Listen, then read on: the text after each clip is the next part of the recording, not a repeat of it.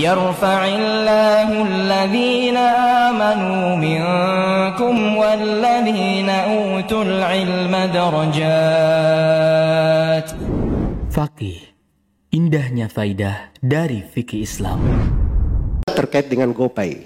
Ya, GoPay ini uang elektronik ya. Ya, tabungan virtual. Dompet virtual. Jadi seorang kayak punya rekening begitu, dia isi, dia bisa top up. Jadi kalau ada keperluannya di Gojek, apakah dalam bentuk transfer atau transaksi, diambil dari situ. Ini juga dikatakan tidak boleh oleh orang-orang itu tadi. Kenapa dia katakan tidak boleh? Dia paksakan lagi hukum. Karena kita kalau simpan di dompet virtual ini, artinya kita memberi pinjaman. Nah, ini betul-betul nggak masuk akal. Saya ini tidak mau memberi pinjaman kepada Gojek. Saya perlu jasa, beli makanan, beli pulsa, sewa mobil, kan begitu? Kan saya perlu jasa. Untuk jasa-jasa tersebut, saya perlu bayar. Ya saya titiplah di situ untuk bayar. Masa dipaksakan bahwa itu saya beri hutang kepada Gojek? Nah, ini namanya memaksakan hukum.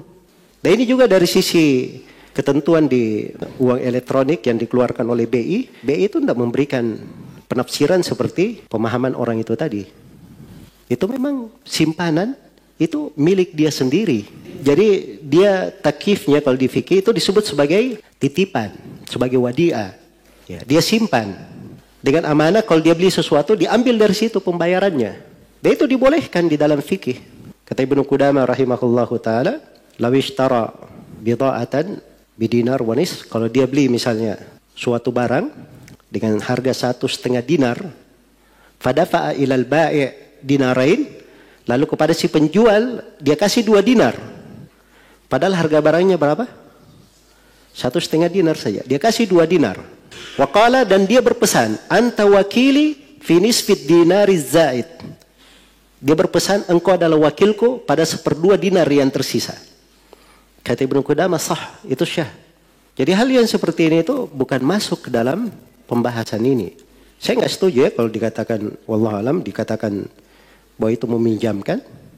Ya kalau terkait dibangun di atas hukum pemahaman dia meminjamkan, sedikit-sedikit meminjamkan. Keluar kaidahnya, kullu qardin jarra naf'an fahuwa riba. Ini akhirnya akibatnya akan apa? Orang menerapkan kaidah ini nanti serampangan.